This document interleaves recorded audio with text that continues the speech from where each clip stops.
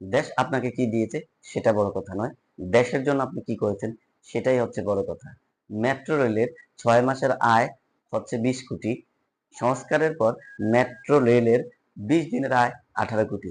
এই হচ্ছে একটি দেশের যখন দুর্নীতির অবস্থা হয়, তখন আমরা বলতে পারি একটা দেশ আমরা আসলেই একটা সরকারের অধীনে, একটা ক্ষমতাসীন দলের অধীনে থেকে আমরা কতটা সেভে আমরা রয়েছি। দুর্নীতি যেন আমাদের প্রত্যেকটা সেক্টরে বিরাজমান। আমরা আজ দুর্নীতিগ্রস্ত একটি দেশ হয়ে পড়েছি।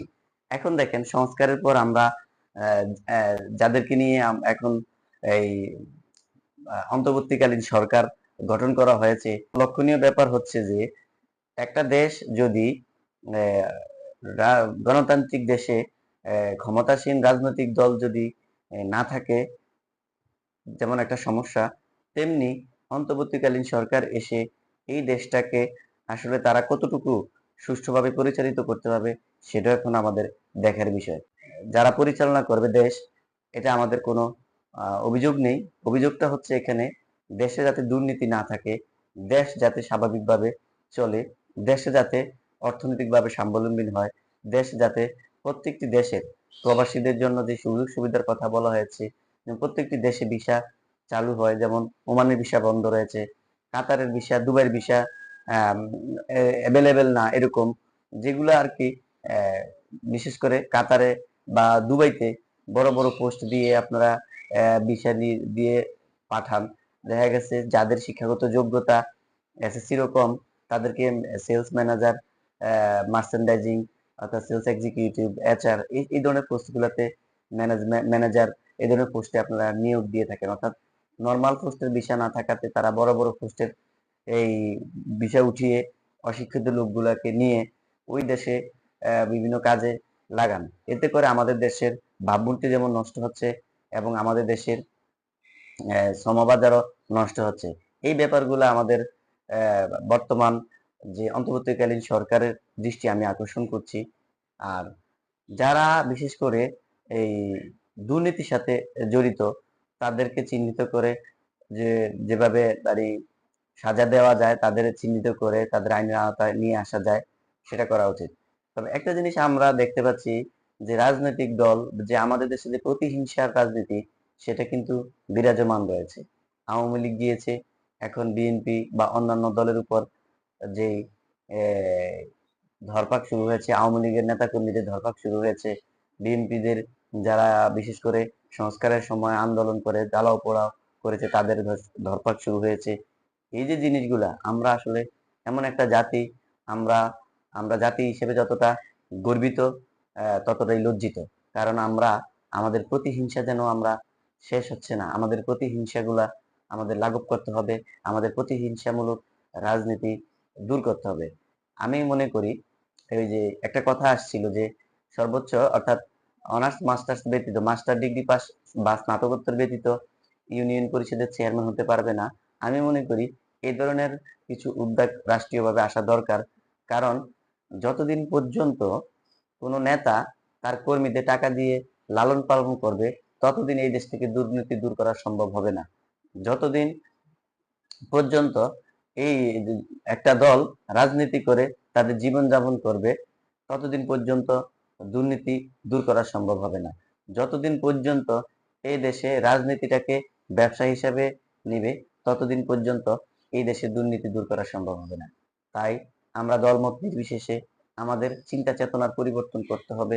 আমরা নির্দিষ্ট বয়সে আমাদের ছেলে মেয়েদের পড়াশোনা পাঠদানের পড়াশোনা শেষ করে তাদেরকে কর্মস্থলে দিয়ে দিতে হবে।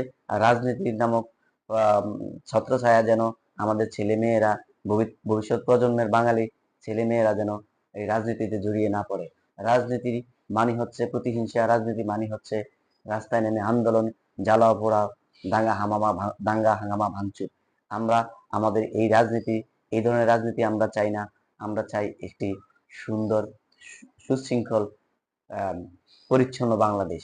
তো আমরা আমাদের এই বাংলাদেশটাকে গড়ে তুলতে হলে অবশ্যই আমাদের রাষ্ট্রীয় কাঠামোকে ভেঙে চুরে ঢেলে সাজাতে হবে।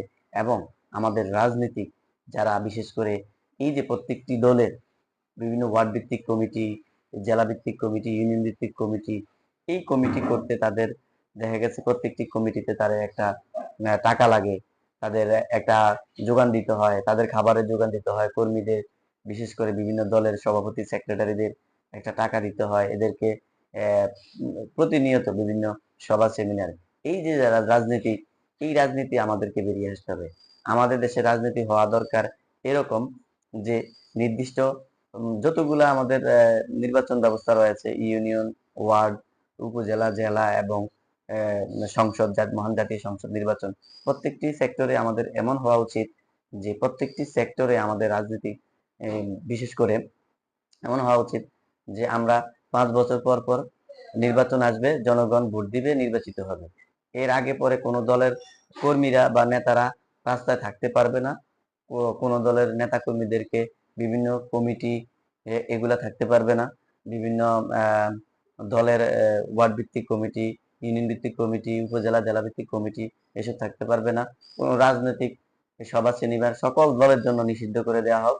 তাহলেই আমি মনে করি এই দেশটা একসময় মানুষের চিন্তা, চেতনা, দৃষ্টিভঙ্গি পরিবর্তন হয়ে সুন্দর স্বাভাবিকভাবে মানুষ আম, জীবনযাপন করবে। মানুষ পড়াশোনা শেষ করে ছাত্ররা, ভাইয়েরা আমার, যুবক ভাইয়েরা আমার কর্মস্থলে চলে যাবে। তারা রাজনৈতিক নামক ছত্র ছায়ায়, রাজনীতি বিশেষ করে রাস্তায় নেমে আন্দোলন, জ্বালাও পোড়া এগুলা থেকে দূরে চলে আসবে।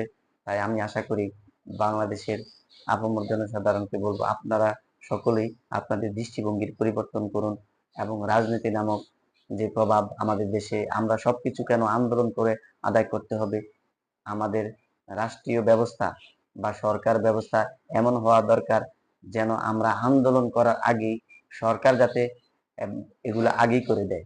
সরকারের কাজ হবে রাষ্ট্রের কোথায় সমস্যা রয়েছে, সরকারের কাজ হবে রাষ্ট্রের কোথায় কি লাগবে সেগুলা জনগণের চাওয়ার আগেই যাতে তাদের পূর্ণ হয়ে যায়, যাতে আন্দোলন করে কোনো কিছু আদায় করতে না হয়। আজকে খাগড়াছড়িতে আমরা লক্ষ্য করতেছি পাহাড়ি আদিবাসীরা যেভাবে তারা যুদ্ধের ট্রেনিং দিচ্ছে, মনে হচ্ছে আমরা একটা 1,47,570 বর্গ কিলোমিটারের এই ছোট্ট দেশটাকে নিয়ে আমরা গর্ব করতাম, অহংকার করতাম। স্বাধীন সার্বভৌম বাংলাদেশকে নিয়ে আমরা গর্ব করতাম, অহংকার করতাম।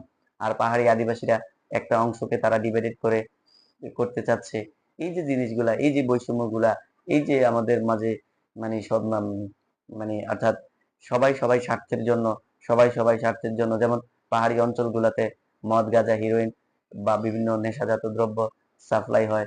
সেখানে যুগে যুগে এমন দুর্গম এলাকা রয়েছে যেখানে হয়তো আমাদের প্রশাসন ভাইয়েরা যায় না। তো যাই হোক, আমি আশা করব একটা রাষ্ট্র বা দেশের সংস্কারের জন্য আমাদের যা যা করা দরকার অন্তর্বর্তীকালীন সরকার সেটা করবেন এবং এই দেশটাকে সুন্দরভাবে ঢেলে সাজাবেন। তবে আমি মনে করি প্রতিহিংসা বন্ধ করে, সকলকে ক্ষমা করে দিয়ে নতুন ভাবে, নতুন একটি মানে নতুন দিগন্তের উন্মোচন করে নতুন বাংলাদেশের আবির্ভাব হোক, এই আশাবাদ ব্যক্ত রেখে দেশবার্তা থেকে আমি রাসেল মাস্টার বিদায় নিলাম। আল্লাহ হাফেজ।